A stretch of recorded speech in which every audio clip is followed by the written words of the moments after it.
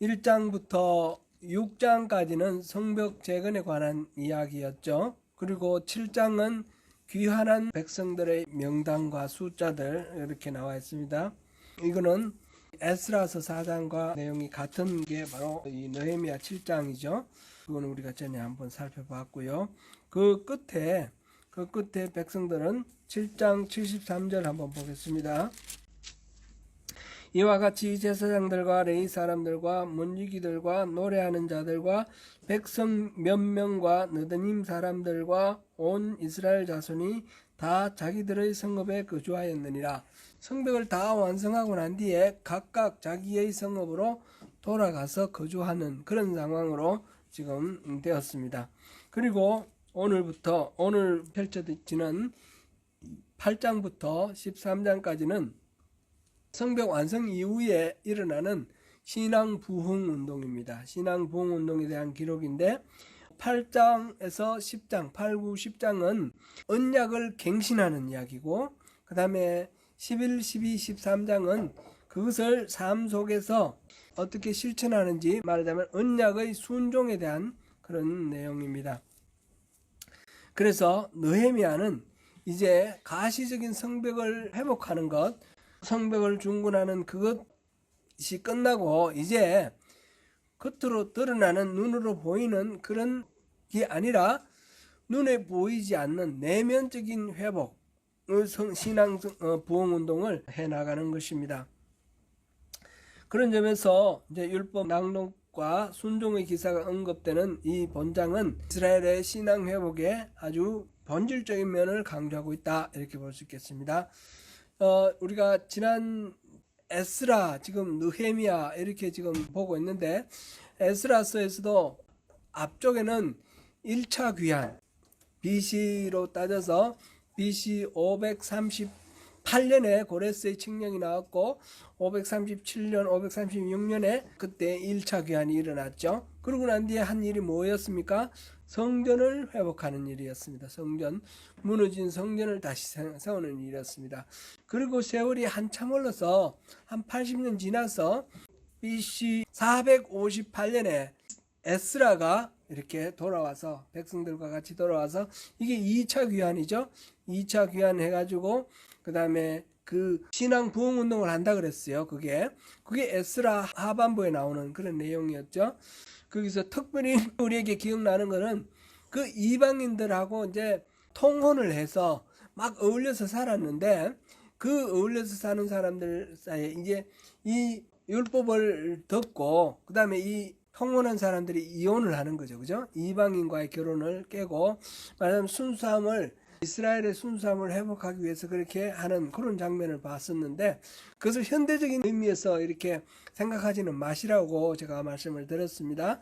그 영적인 의미에서 순수함을 회복하는 것, 이 타협하고 또 이 죄와 타협하고 이렇게 양보하고 이런 것들, 그런 혼합주의적인 그런 거를 버려라. 그런 차원으로 우리가 이해하면 되겠고요. 이제 느헤미야에 들어와서 이제 느헤미야는 BC 444년에 제3차 귀환을 했는데 그때 와서는 성벽을 중수를 했습니다. 성벽 중수를 하고 이제 완성을 하고 난 뒤에 지금 요 8장부터 이제 다시 에스라 학살을 중심으로 한 신앙 부흥 운동, 2차 신앙 부흥 운동 그렇게 해도 되겠죠. 이 전체적으로는 성전을 회복하고 성벽을 회복하고 공동체를 회복하고 그래서 이스라엘과 하나님과의 언약이 새롭게 맺어지는 신앙의 회복이 핵심이고 하나님을 모시는 성전의 회복이 핵심입니다. 빌딩으로서의 성전이 아니라 공동체 안에 임하셔서 우리의 삶을 주장하시는 우리 예배를 받으시는 그 하나님, 살아계신 하나님께서 구체적으로 언약 속에서 어떻게 이끌어 가시는지를 받아들이고 찬양하며 그 안에서 신앙을 회복하는 것이 바로 이 느헤미야와 에스라 이 두 책 전체 시간적으로 굉장히 이렇게 80년 이렇게 지나갔는데 에스라 7장 1절을 보면 그 다음날 바로 다음날 일어난 것처럼 그렇게 표현을 해놨지 않습니까? 그런 식으로 이렇게 느껴져 있는 하나의 일관된 사건이다 이렇게 보고 있는 것입니다. 그 일 중에서 지금 마지막 마무리 부분에 언약의 갱신 부분입니다. 언약의 갱신 부분 우리 8장을 우리가 보고 있는데, 이 에스라가 수문 앞 광장에서 율법을 낭독하는 이 일을 통해서 어떻게 하나님께서 우리에게 하나님의 백성을 회복하고 하나님 나라를 회복해 나가시는지를 우리가 같이 지금 여기서 8장부터 13장까지 계속해서 보도록 하겠습니다. 먼저 오늘 우리 8장 봤는데 1절부터 4절까지는 에스라가 모세 율법을 낭독하는 그런 내용입니다. 성벽을 재건하는 동안 이스라엘 백성은 영적인 갈급함을 느껴서 영적인 회복을 열망하게 되었습니다. 7째 달에 이르러 모든 백성이 일제히 수문 앞 광장에 모여 학사 에스라에게 율법을 읽어달라고 했습니다. 7째 달, 우리 그 달력 한번 꺼내와 주십시오. 달력 제가 안 갖고 있는데 동그란 달력 있죠? 한번 꺼내봐 주십시오. 각자 갖고 계신 거. 원래 종교력으로 유대 달력, 공식적인 달력으로는 1월달이 아비볼, 니산월, 그게 1월달이 맨 위에 오른쪽에 있는 그거죠. 그게 1월이죠. 1월달에는 뭐가 있냐면 6월절이 있어요. 6월절이 탈출한 거, 모세와 함께 출애굽한 거잖아요. 그죠? 그러니까 6월절이 있는 달이 정월이에요. 종교력으로 정월인데, 맨 밑에 보면 밑에서 왼쪽에 그 7월달, 티슈리월, 에타님월 이렇게 하는데, 여기 맨 밑에 있죠. 여기는 이 종교력으로는 7월인데 이스라엘 사람들의 의식적인 민간 의식 속에서는 그게 1월이라는 거죠. 정월이라는 거죠. 신년. 그래서 7월 1일이 나팔절인데 나팔절이 신년이에요. 신년. 그래서 나팔절이 있는 7월달이 되었을 때에 그 나팔절이 이제 7월 1일이 나팔절이고 7월 10일이 대속죄일, 1년에 한 번 대제사장이 성전 지성소에 들어간다라는 날 있지 않습니까? 그래서 이스라엘 민족 전체의 죄를 대속하는 날, 그게 대속죄일인데 그 대속죄일이 7월 10일이고 7월 15일부터 일주일 그리고 하루 더, 그래서 8일 동안, 그러니까 7월 15일부터 22일까지가 수장절, 장막절 또는 초막절 이렇게 불리우는 날입니다. 수장절이라는 말의 의미는 이제 수확 한 해 동안 농사지어서 수확한 것에 대한 감사죠. 숫자가 거둘 숫자, 장자가 갈무리할 장자, 이렇게 거두어서 저장하는 거죠. 그러니까 추수감사절인 셈이에요. 수장절이라는 의미는 추수감사절이죠. 그게 7월달. 우리 오늘날의 달력으로는 보통 9월, 10월인데 우리 추수감사는 11월 둘째 날, 둘째 주로 우리 지키죠. 비슷한 때입니다. 우리 그 추석하고 같습니다. 그렇게 생각하시면 되겠고요. 그런데 초막절이나 장막절이라고 부를 때는 이 추수를 감사하면서 뭘 기억하냐면 출애굽할 때 그 광야에서 40년 동안 보내는 동안 하나님께서 늘 만나를 내려주셨던 것을 감사하는 날이에요. 그래서 초막을 지어가지고 우리 이렇게 뭐 집 짓고 살다가도 그 초막절에는 텐트를 치고 밖에 나가가지고 그렇게 지내는 그런 절기가 바로 초막절 수장절입니다. 지금 오늘 13절부터 18절까지 읽은 게 바로 초막절에 대한 이야기죠. 이 성경에 나오는 대로 초막절을 지키는데 나가서 온갖 종류 감람나무, 돌감람나무, 석류나무, 돌석류나무 이런 나무들의 가지를 꺾어다가 초막을 지어라 그랬어요. 그렇게 초막을 짓고 거기 나가서 살면서 이 베풀으신 은혜, 그 추수에 대한 감사를 함과 동시에 또 그 출애굽 당시에 광야에서의 그 모든 삭막한 상황 속에서 아무것도 없는 상황에서 하나님만 바라보고 살았을 때에 매일매일 만나를 주셨듯이 그렇게 우리를 지켜주시고 필요를 공급해 주시는 주님의 은혜를 잊지 말고 기억하고 감사하자, 그러는 날이 이제 초막절이죠. 바로 그 초막절. 제일 처음에 우리 앞에 에스라 할 때 그 성전 바닥을 처음에 이렇게 회복시키기 위해서 성전 공사, 기초 공사를 시작할 때 그때가 초막절이었어요. 그렇죠? 그렇게 초막절로 시작해서 이 모든 것들이 지금 이 에스라, 느헤미야가 이렇게 크게 이렇게 움직이고 있다라는 것을 우리가 볼 수 있습니다.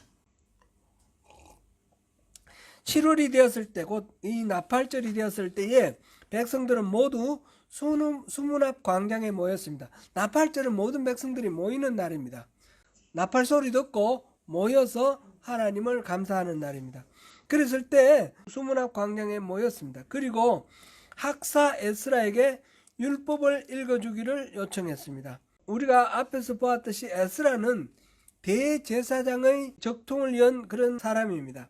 스가랴 7장 1절부터 5절까지 그렇게 되어 있고, 또 오늘 본문에서도 에스라를 소개를 할 때 제사장 겸 제사장이고 또 학사인 에스라 이렇게 되어 있죠. 9절 보면 느헤미야와 제사장 겸 학사 에스라 이렇게 표현되어 있습니다. 그러니까 에스라의 신분은 원래 제사장입니다. 제사장인데 예루살렘에 이 성전이 무너지고 파괴되고 백성들은 포로로 끌려갔지 않습니까? 포로로 끌려가서 바벨론에서 살고 있을 때 거기는 성전이 없기 때문에 제사장이 역할이 필요 없는 거예요. 그러니까 뭐합니까? 그 사람들은 그 사람들은 특별히 율법을 기록하고 다시 이제 복사해서 전달하고 이 율법을 연구를 하고 복사하는 그런 역할을 했습니다. 그래서 학사, 율법에 대해서 잘 안다 해서 학사라고 했고, 또 그것을 기록한다 해서 서기관이라고 했습니다. 지금 오늘 본문 보면 학사라는 말 옆에 이 주석이 붙었고 밑에 서기관이라고 되어 있죠. 그러니까 학사와 서기관은 같은 얘기고, 제사장은 신분을 가졌지만 학사, 서기관으로서 역할을 했던 것이고, 그 중에 한 사람이 이 제사장의 그 가문 중에 한 사람이 그 스룹바벨과 함께 돌아온 예수아는 돌아와서 회복된 성전에서 제사장 역할을 했고, 예수아의 손자가 지금 엘리야십이 현재의 제사장입니다. 에스라는 같이 아론 자손이지만 제사장의 역할을 하지 않고 지금은 성전에서 하는 그 제사장들은 따로 갔고, 이 에스라는 학사로 서기관으로 역할을 하는데, 2차 귀환했을 때 이 에스라가 또 율법을 통해서 그들에게 신앙 회복을 했었고, 지금 아마 에스라는 그러고 난 뒤에 다시 바벨론으로 돌아간 것 같아요. 바벨론으로 돌아가서 지금 14년 됐나요? 이렇게 됐는데, 처음에 그 일을 하고 돌아갔다가 지금 느헤미야가 성벽 회복할 당시에 다시 에스라를 부른 것 같아요. 그래 에스라가 그 전에 했던 신앙 회복의 그 역할을 다시 하도록 그렇게 에스라를 초청한 것으로 추정이 되고, 그거는 뭐 정확하게 기록은 없습니다. 그러나 충분히 그렇게 이해할 수 있습니다. 그렇게 에스라가 와서 보니까 또 그 전에 14년 전에 했던 신앙 부흥 운동이 있었음에도 불구하고 다시 흐지부지 돼 있으니까 다시 이거를 어떻게 회복할 건가, 무슨 행동 하나 잘했냐 잘못했냐 이걸 따지기 이전에 근본적인 거를 율법을 선포를 하는 겁니다. 율법을 읽는 것을 통해서 아마 레위기를 읽었던 것 같아요. 율법을 읽으면서 하나님의 말씀이 이랬는데 이것 아는 게 뭔가를 보면서 회개하고 고치는 거죠. 우리가 뭐 그런 이야기 있지 않습니까? 위조지표를 감별하는 감별사가 훈련받는 거는 진짜 지폐를 계속해서 연구를 한다는 거죠. 그것과 어긋나는 거는 다 위조지폐니까. 위조지폐를 일일이 다 이렇게 찾아서 이렇게 연구할 수는 없으니까 진짜 지폐만 연구를 하면 나머지 지폐를 다 알 수 있는 거죠. 그래서 지금 율법을 선포를 하는 겁니다. 에스라가 돌아와서 이제 신앙 회복하는 첫 번째 일이 바로 새해를 맞아 온 백성들이 수문 앞 광장에 모여서 이렇게 그들의 갈급한 문제를 호소를 하고 에스라가 그게 응답하는 방식으로 됩니다. 이 이스라엘 사람들은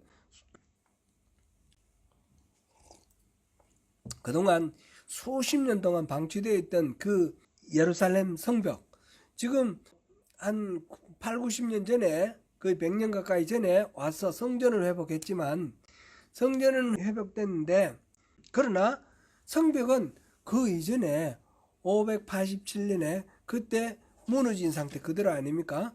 587년부터 지금 444년이니까 얼마 됐습니까?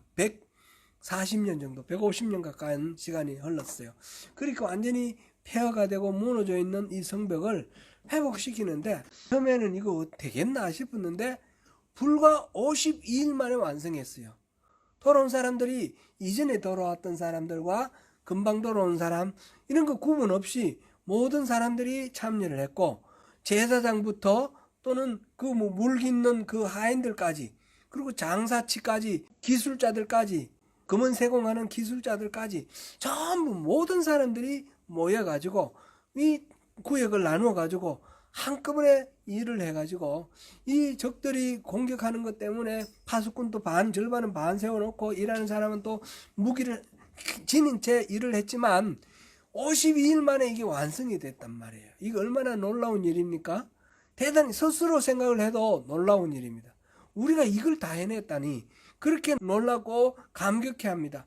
그러면서 하나님이 우리를 지켜주셨구나, 하나님이 이렇게 인도해 주셨구나, 그게 너무너무 진짜 전율이 날 정도로 감사하는 상황입니다. 그래서 그런 상황에서 하나님 앞에 서서 보니까 자기들은 너무너무 모르는 거예요. 지금 하나님이 어떤 분인지도 잘 모르고, 그래서 이 에스라 학사 서기관, 이 성경에 정통하신 이 에스라에게 성경 말씀 좀 읽어달라고.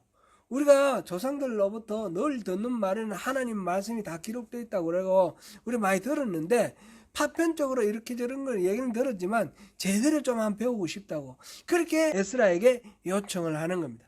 에스라가 내가 설교를 할 테니까 들으라 이렇게 말하는 게 아니고, 백성들이 모여서 에스라에게 하나님의 율법을 가져오십시오라고 요청을 한 겁니다. 그렇게 요청하니까 에스라가 그 율법을 갖고 와서 이스라엘 사람들에게 읽어주는 것입니다. 이 율법을 들으면서 이제 그동안에 몰라서 지었던 죄, 알면서도 또 지었던 죄, 이런 걸 생각하면서 성공하고 실패했던 모든 것들을 돌아보면서 지금 하나님의 율법에 대해서 감사하고 이렇게 반응을 하는 것입니다.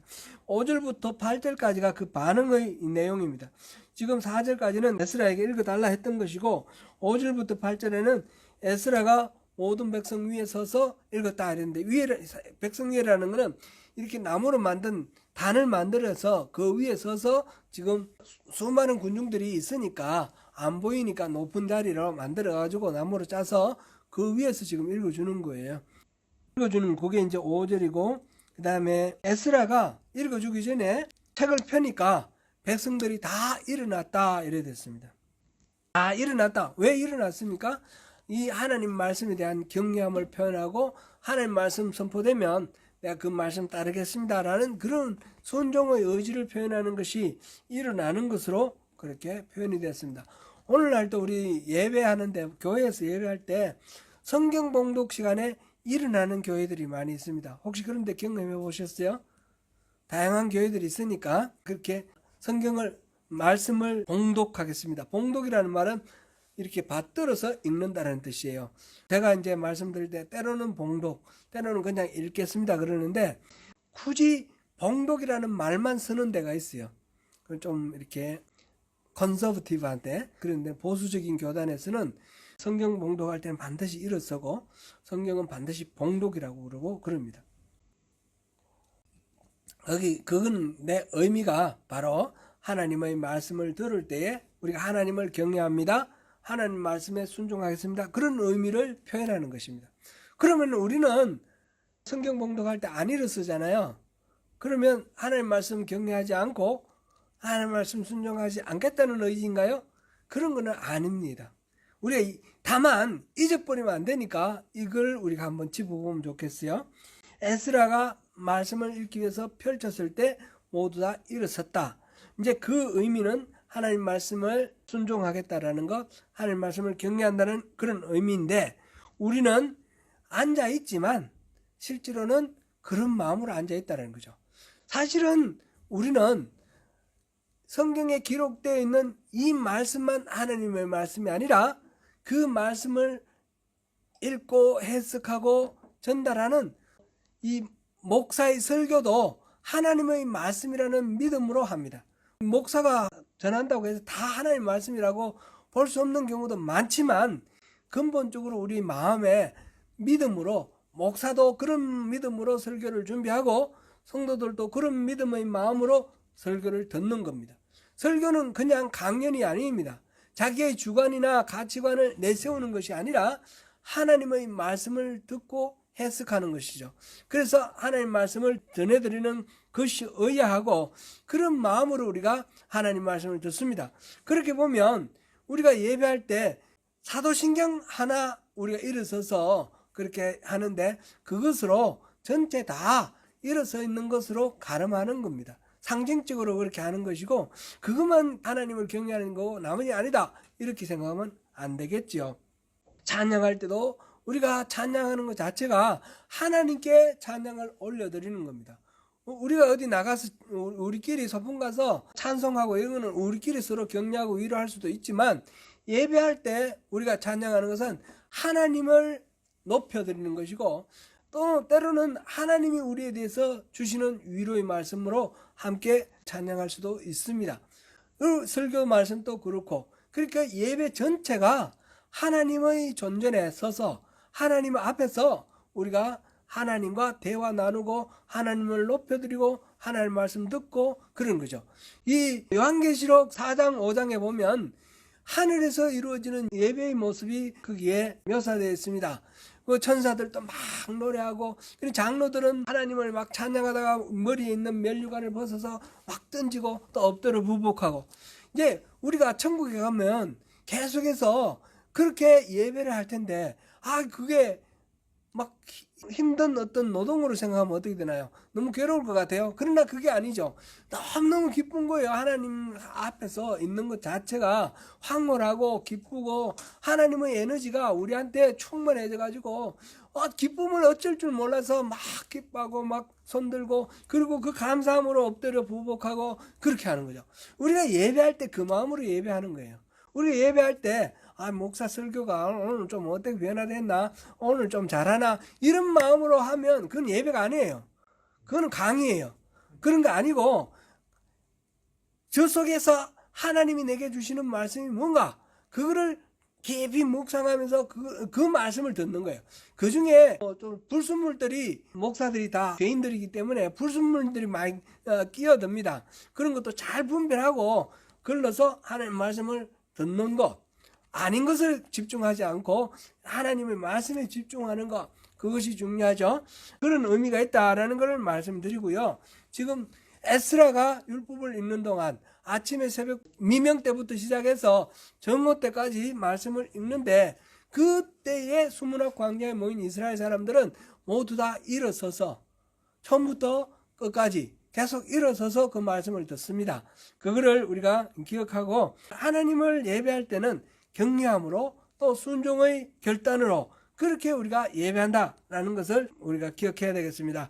에스라가 위대하신 하나님 여호와를 송축할 때 모든 백성들은 아멘 아멘 하고 응답하였습니다. 아멘 아멘 아멘이라는 말은 무슨 뜻입니까? 과연 그렇습니다 이런 뜻입니다. 맞습니다 옳습니다. 선포되는 그 하나님의 말씀에 옳습니다 긍정을 하고 나도 그렇게 살겠습니다. 그 말씀을 따르겠습니다 라는 그런 의미가 포함되어 있는 그런 긍정의 반응이 바로 아멘입니다. 일어서서 손을 들고 아멘하고 엎드려서 부복하고 절하는 그런 반응을 보였습니다. 그리고 7절에 보니까 에스라가 율법을 읽을 때 여러 사람이 돕는 것이 나옵니다. 4절에서는 옆에서 이렇게 에스라가 성경을 읽을 때 같이 옆에 서 있는 사람들이고 7절에서는 구체적으로 돕는 사람들입니다. 이 사람들 이름이 쭉 나와 있는데 이 사람들은 뭐 하는 사람일까? 보면 그들에게 율법을 깨닫게 하였다. 7절 끝에 그렇게 나와 있죠. 에스라가 하나님의 말씀을 읽을 때에 이 사람들이 여기 나열되어 있는 사람들이 그 백성들 옆에 서서 그 하나님의 말씀을 깨닫게 하였다. 요즘 같으면 이렇게 이 방송 마이크 이런 것도 많이 돼 있으니까 수문학 광장에 10,000명 20,000명 모여도 이 방송을 하면 다 되겠지만 옛날에는 이게 안 되잖아요. 육성으로 가는 게 어느 한계가 있지 않습니까? 그런 것도 있고 들리지 않는 것도 있고 또 에스라가 읽고 있는 이 성경은 히브리어입니다. 히브리어인데 이스라엘 사람들은 포로로 끌려가가지고 바벨론에서 살면서 히브리 말을 다 잊어버렸습니다. 그래서 그들이 쓰는 언어가 아람어입니다. 이 페르시아나 또는 바벨론이나 이 아수르나 이들이 공통적으로 쓰던 말이 아람어입니다. 아람어가 말하자면 일상적으로 쓰는 말. 그래서 통역을 해주는 겁니다. 옆에서 통역으로 아람으로 성경 말씀을 통역을 해줍니다. 이 예수님 당시에도 유대인들은 아람어를 썼습니다. 그래서 이 예수님이 하시는 말씀 중에 아람어 단어가 많이 남아 있습니다. 라마 사박다니 이런 말도 아람어이고, 그 당시는 보편적으로 쓰는 말이 아람어입니다. 이제 헬란 말이 들어와서 요즘 영어처럼 헬란 말이 공용어가 되어 있지만 일상적으로 쓰는 말은 보통 사람들은 헬란 말 다 모르니까 일상적으로 사람들이 쓰는 말은 아람어입니다. 히브리 말은 잊혀졌습니다. 그런데 히브리 말 전문적으로 연구하는 학사들과 제사장 이 사람들만 알고 있습니다. 그러니까 이 에스라 옆에서 그것을 통역해 주는 거죠. 제가 어릴 때에 무슨 일이 있어가지고 성당에 한번 가봤는데 성당에서 이제 미사를 드리는데 시뇨레 그런 거 하더라고요. 그러니까 무슨 말인지 하나도 못 알아듣는 말이에요. 그게 전부 라틴어로 예배하는 거예요. 우리나라도 그랬어요. 1970년대까지 라틴어로 예배했어요. 천주교에서는. 시뇨레 주여 그런 말인데 이 카톨릭이 이 라틴어로만 예배를 드리고 다른 말 쓰는 걸 못하게 했어요. 종교개혁의 지도자 마틴 루터가 자기가 한 업적 중에 가장 큰 업적이 95개조 그게 아니라 독일어로 성경을 번역한 거예요. 그래서 독일 사람들은 성경을 자기 말로 읽을 수 있게 되었어요. 그걸 계기로 해서 모든 나라들이 각자 자기들의 말로 성경을 번역하게 됐어요. 그 이전에 성경을 영어로 번역한 사람이 있었어요. 위클리프가. 그 1515년에 종교개혁이 일어나기 한 150년 전에 1380년대에 이 위클리프가 영어로 번역을 했는데 영어로 번역한 그 성경 때문에 나중에 이게 들통이 나가지고 번역했다는 사실 때문에 성경 그거는 영어로 번역된 성경은 불태워졌고 이 위클리프는 무덤에서 파내어서 시신을 불태웠습니다. 그만큼 성경은 절대로 자국어로 읽으면 안 되는 거예요. 라틴어로 읽어야만 되지. 그게 사실상 지금 생각하면 어처구니 없는 거지만 이 중세 교회에서는 그렇게 가르쳤어요. 그와 마찬가지예요. 지금 자국어로 성경을 읽는다는 건 너무너무 복된 겁니다. 우리나라 성경도 외국에서 선교사가 오기 전에 우리나라 사람이 먼저 성경을 번역을 했어요. 그래서 우리나라는 세계적으로 유례 없이 선교사가 오기 전에 먼저 성경이 완성되어 있던 완성은 아니지만 성경이 일부 번역되어 있던 그런 나라예요. 그래서 아주 독특한 그런 전통을 갖고 있습니다.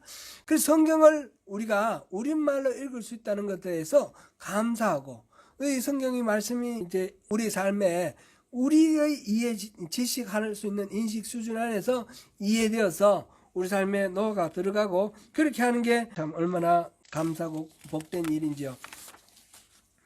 그런 상황에서 지금 에스라가 지금 히브리 말로 성경을 읽고 있고 주변에 실전에 나온 사람들이 아람 말로 번역하는 그런 통역하는 그런 상황이다라는 것을 우리가 알 수 있고요. 그렇게 해서 이스라엘 사람들이 그 율법책을 듣고 그 뜻을 해석하여 그 낭독하는 것을 다 깨닫게 하니까 그것을 이제 알게 되었습니다. 그 다음에 이제 9절부터 12절은 그렇게 알게 된 내용을 말씀에 감격하면서 즐거워하고 삶이 변화되는 그런 과정을 지금 기록하고 있습니다. 9절부터 12절 그거 보면 백성이 율법의 말씀을 듣고 다 우는지라. 왜 울었을까요? 말씀을 들어보니까 그 말씀에 비춰볼 때 자기 삶이 너무너무 잘못되어 있는 거예요. 그냥 우리가 못 모르고 살았는데 알고 보니까 하나님의 말씀에 비춰보니까 너무너무 잘못된 삶을 살았는 거예요. 그러니까 회개하고 마음 아파하면서 가슴을 찢으면서 그렇게 슬퍼하고 있는 것입니다. 부끄러움과 회개와 그와 동시에 이런 하나님의 말씀을 우리에게 주셨다 하는 것에 대해서 감사하며 감격하며 울고 있습니다. 그런데 이 울음이라는 건 단순한 슬픔만은 아니겠죠.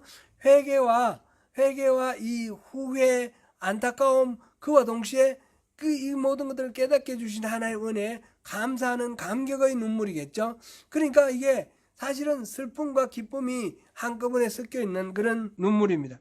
그랬을 때 보니까 총독 느헤미야와 제사장 겸 학사 에스라와 백성을 가르치는 레위 사람들이 모든 백성에게 이르기를 오늘은 너희 하나님 여호와의 성일이니 슬퍼하지 말며 울지 말라, 그렇게 했어요. 그렇게 하나님의 말씀을 듣고 하나님의 말씀을 듣는 것 자체가 기쁜 일이 아닙니까?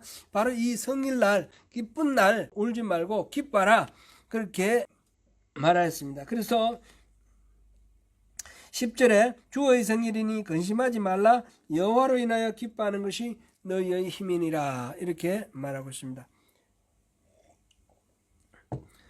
오늘날 우리가 예배드리는 날은 주일이죠. 주일은 로드의 데이, 주님의 날이라고 그렇게 우리 부르는데, 왜 주님의 날이라고 부릅니까? 주님이 부활하신 날을 기념하는 거죠. 구약시대는 안식일을 지켰는데 예수님이 안식일 다음 날 부활하셨으니까 예수님의 부활을 기념하기 위해서 안식일 다음 날 우리가 예배하는데, 그리스도인들은 모여서 예배하고 하는데, 그날은 예수 그리스도의 부활을 기념하니까 기쁜 날이죠. 기쁜 날. 그러니까 우리 주일은 기본적으로 기쁜 날입니다. 주일날 예배할 때에 하나님 말씀을 듣고 우리 죄를 깨닫게 되고, 그래서 가슴 아파하고 회개하고 할 때 동시에 그러한 우리를, 그 죄를 주님께서 갚으시기 위해서 십자가를 지셨고 우리를 해방시켜 주시고 구원하셨다는 사실을 기뻐하면서 예수님의 그 부활과 함께 우리를 함께 부활시켜 주시겠다는 그 약속 때문에 우리 기뻐 감격하는 거죠. 그래서 주일은 항상 이 십자가는 예수님이 달려 죽으신 십자가예요. 이거는 바로 내가 죽어야 할 십자가예요. 그런데 그 내가 죽지 않고 주님이 이곳에서 죽으심으로 우리를 구하셨으니까 내 자신에 대해서 죄를 깨닫는 것이고, 내 자신에 대해서 그 죄를 다해 주신 하나님의 무한하신 은혜를 깨닫는 현장이 바로 십자가죠. 그래서 이 십자가를 바라보며 주일은 우리가 기뻐하는 것입니다. 부활절 전에 우리 사순절 40일 계산할 때에, 사순절은 다른 절기에는 주일 다 포함해서 절기가 들어가는데, 그죠? 예를 들어 오순절 같으면 주일 포함해서 오순절이에요. 그죠? 그런데 사순절은 주일 빼고 사순절이에요. 그렇죠? 주일 빼고 40일. 그렇게 되는 건 이유는 뭐냐? 이 주일은 기뻐하는 날이기 때문에 사순절은 특별히 우리가 근신하고 경계하는 그런 시간인데, 주일날은 기뻐하라 해서 그걸 빼준 거예요. 그것이 뭐 꼭 맞는지 안 맞는지 그거는 하나님께서 또 나중에 평가하시는 걸 들겠지만, 우리는 일단 사순절에 왜 주일은 뺐을까? 그거 우리 궁금한데, 그날은 주일은 원래 본질적으로 기뻐하는 날이기 때문이다 라는 걸 우리가 알면 훨씬 더 주일에 대해서 더 우리가 잘 기쁨으로 맞이할 수 있을 것 같아요. 유다 백성들은 말씀을 사모했고 그 말씀을 들으면서 아멘으로 응답했습니다. 하나님은 우리가 말씀에 감격할 뿐 아니라 그 말씀을 듣고 변화된 삶을 살기를 원합니다. 지금 여기서 느헤미야 지금 8장에서는 그 변화된 삶의 첫 번째가 초막절 지키는 겁니다. 13절부터 18절까지 나오는 이 이야기가 초막절인데, 이 율법을 들으면서 제일 먼저 깨달은 게 초막절입니다. 그래서 당장 산에 올라가 가지고 그 나무 가지들을 꺾어 가지고 초막을 짓고, 그리고 이제 초막절을 지킵니다. 하나님 말씀이 선포되었을 때 실천하는 게 중요한 거죠. 지금 이제 9장 10장에 가서 그 다음에 뭐가 있느냐? 언약의 갱신이 있습니다.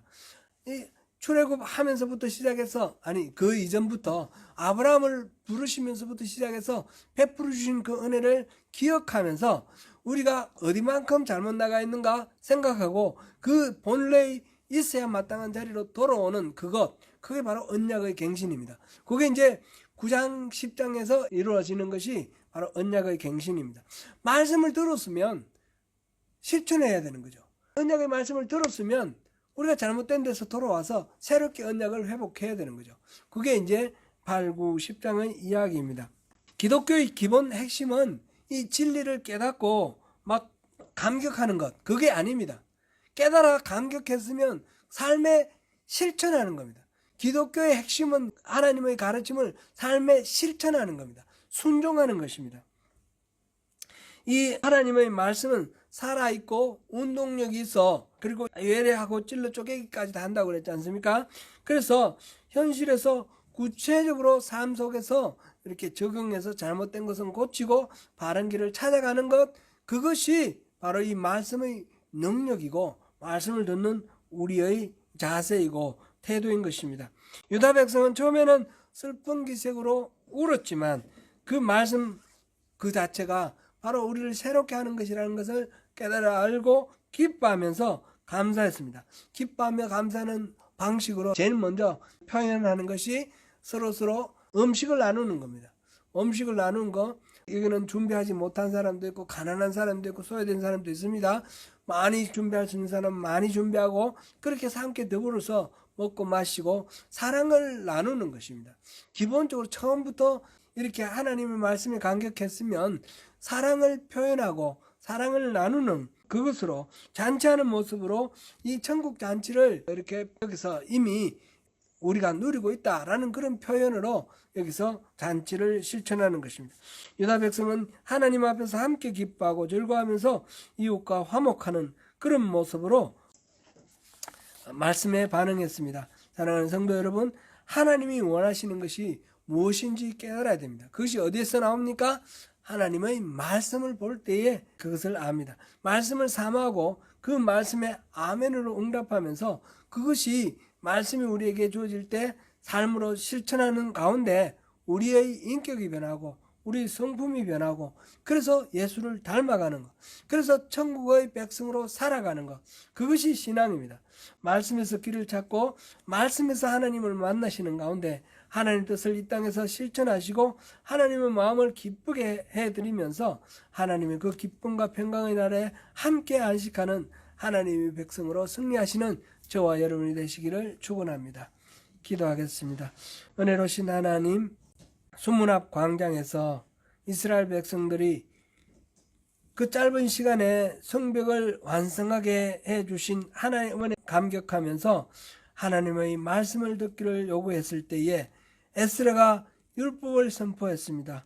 그 율법 앞에 슬퍼하며 애통하며 자신의 죄를 돌아보고 회개하고 그 가운데서 구원해 주신 하나님의 은혜에 감격하며 감사하며 기뻐하는 그런 이스라엘 백성들을 보았습니다. 주님, 우리가 말씀 앞에 겸손히 우리 자신을 들여다보고 주님께서 베푸신 그 은혜에 감격하며 기뻐하며 매일매일 말씀 가운데 살아가는 우리가 될 수 있도록 도와주시옵소서. 온전한 주님과의 언약의 회복은 말씀을 읽는 데서부터 시작하고 말씀을 묵상하고 실천하는 데서부터 본격적으로 이루어진다는 것을 깨닫습니다. 말씀을 읽고 말씀을 실천하는 가운데 주님과 더 가까워지는 우리 모두가 될 수 있도록 도와주시옵소서. 예수님 이름으로 기도드립니다. 아멘.